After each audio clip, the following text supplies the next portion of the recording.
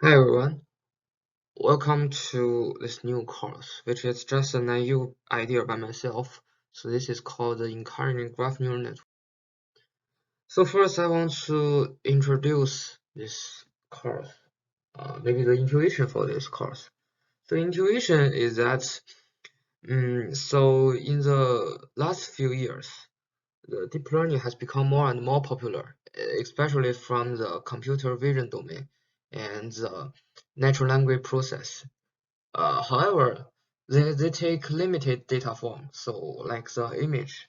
So it has many physical constraints. It has to be an image. And for the natural language processing, so the input somehow it has to be a sequence. So they are very limited to represent the real world data. And then there comes the graph neural network. For that, uh, like the graph structure can represent everything. So people start to maybe to learn about this topic. So what I want to include in this course, or who is this course for, is for this. Actually, I think this course is for nobody. It's just for myself to have some fun and to record what I have learned during this procedure for my role on the graph neural network. But actually, this is for some researchers who want to use the graph neural network. So as I just said before, the graph structure is a very, very general data type. So people would like to, in other areas, they would also somehow have this kind of the graph structure. Also, you can view the image as a grid graph. So that's okay. And so when they use the graph neural network, so they do not know that the graph neural network works in what specific domain. Actually, I think graph neural network cannot work well in all kind of database structure. But somehow people, if they do not know, they will think that okay, I have the structure or I have a adjacent matrix. Then I would like to use a graph neural network, but that's not true. And for another thing is that, so I want to give like a survey talk to those fresh researchers who want to dive deep into this graph neural network domain, like to solve some problem like the node classification or graph classification. So this course will provide you some additional information which goes beyond the introduction part and some very expert part. So what I want to say is that uh, you know about the Yuri. Yes, I think he is a great researcher and he has a great course in Stanford. However, I think somehow those kind of tasks or those kind of courses somehow too basic and do not work on the specific domain. It just give you a brief introduction on this domain, but it will not goes into the details into some tasks, some fundamental tasks, and for another thing is that some um, reading groups. I have attend some reading groups, and they just invite someone to give some talk or just read this year's newest new paper or the SML new papers. So somehow these papers just introduce one paper an hour, so that will be too advanced for much of us. So they need a lot of pre-required knowledge, such as the related work. So sometimes I will find that, okay, I have find maybe one book, one paper. I think why this paper uh, it's not so good as the reviewer says in the open review. Okay, I think that was normal, but the key reason is that I do not read the related works. So that will be a key point. So I think I will just maybe, so one thing is to go deep into the history of maybe an advanced topic. For example, the the oversmooth problem and how to build the deeper graph neural network. So there must be a history from the very beginning to nowadays, like very advanced, deeper graph neural network. And another is that I want to introduce more foundation knowledge on graphs. So this course will introduce more intuitions about the machine learning part. For example, like the graph signal. So we all know the graph convolution neural network is basic on the spectral domain and works on graph signal. But uh, I think a lot of researchers do not know about that. So we can uh, earn a lot of knowledge from this kind of foundation domain. I think that would be help for the graph research and help to understand the graph research. This is for you. I think this is an intuition that you want to take this course. And for me, I think so. Uh, currently I'm a PhD student in America. However, I'm not a native English speaker, and as you can see, my English is not so good. So for me, I think this course is somehow to practice to speak English, and this is also a good way to push myself to read more paper, and I think that's really necessary for PhD students. Also, I think I have read some papers before, so I think uh, it's a good way to make some slides and uh, make this course to record this process. And for third thing is that so you know that for PhD students it's also important to learn how to make slides and to make a speech or not speech is not so fine to make some uh give some talks. And also so this course is just for me to have fun to practice the skill. And I also have a big dream, but it's not so practice. So maybe I want to write a book about the graph neural network. So that's really a dream. We will talk about it maybe 2 or 3 years later. Yeah.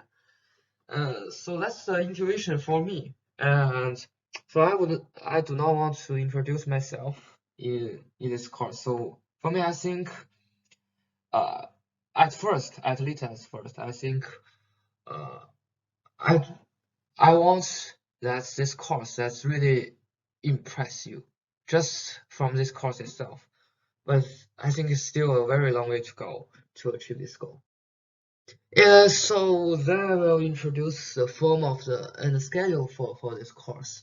So the form of this course is totally totally online, and at present I do not want to have the interaction with others for so for the beginning maybe for one slide I may need to repeat to uh re- to avoid some mistakes.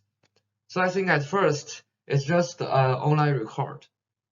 And for me, I'm also a PhD student, you know that. So I do not have so much time to to prepare for this course, to put all my effort onto this course. I still have a lot of things to do. I have the course, I have to uh, I have to write paper, do some projects. So actually, so this will just take my Saturday or just the Sunday time to prepare for this course. So I think it's quite interesting.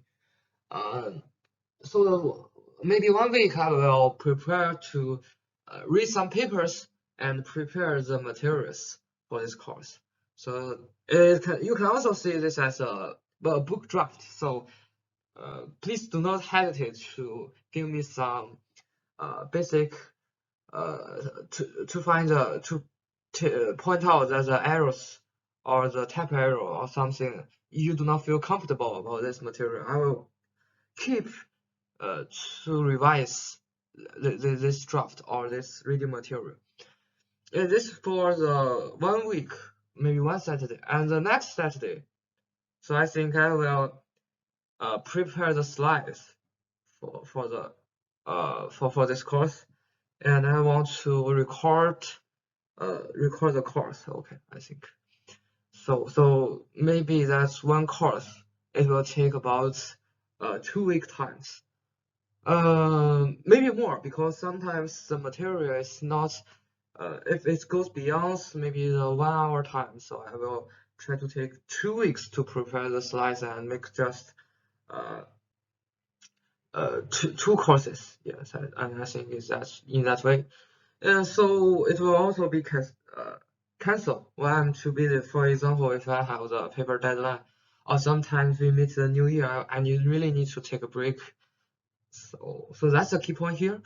And so we have the website, and I will put in the link of this video, and all the videos will be available in the YouTube. And so as I say, I want to practice my English. I'm not a native English speaker, so all the form will be taken to English. And maybe there will be a Chinese word in the later time, but that depends on my time. And so you know that not everyone wants to work as a Saturday on the weekend. So but I think this is really interesting thing. But I sometimes can't help myself to just play something. So in that way, sometimes I will just record our live for the slides preparation to push myself a little harder, to focus on something, to do this thing better. And I think that's the format and the schedule. And we also have a Slack. We also have a Slack to communicate or ask some question. And I will also update the time that I will push the Slack on the website to the public. And I think that's about the format schedule. And for the maybe each lesson that I want to the topic I want to talk about, I have maybe a brief introduction on the course website, but it is not so maybe the final form for there are a lot of topics that maybe we will introduce more, and some maybe less important I will not introduce later. So that's the format, the schedule for this course. And for the future perspective, so I think maybe this course I will take 2 or 3 years. If not successful, I think this course maybe take about 5 years, so my entire PhD life to achieve this goal. So I'm not in a hurry. So for me, I think the most important thing is to keep on reading and keep on doing this kind of exercise for me. And this will also give me some positive feedback in my PhD procedure. So what my future perspective, I think the first is, so at first I said I'm not a good English speaker, so I need to practice, and there are quite a lot of mistakes. So I will just use a video for I can record for many times. But I think later on. So I think better it could be an online course with in-time interaction. So you can just pop out question at any time. And I think that's a much better way for this course, and it's a much bigger challenge for me. And for another thing is that I want to invite some friends for this course. So they really is an expert in some domains. I think I can invite them to have some talk or give a course, or we can have some kind of the discussion to really dive deep into this topic and give you some really exciting ideas about that. And so for now this course is just give you some just a course and the reading materials. It will not have a somehow some give you some good takeaways, like some tips. I think that's maybe something I will include in the future. And also this for I think this course it must have some the practice, maybe a project or something like the quiz, but I do not have this plan very recently. But I think if this course is I can do it well, I will include them. And also, you know, that's I have really no idea about how to make a excellent course. So how to introduce this advanced topic to those like the freshman students or something like that, or the beginner in the research. And I have never to make a course slide. So this is for me the first time. I do not know how to make it attractive and to have the too easy for maybe the student to understand about this course.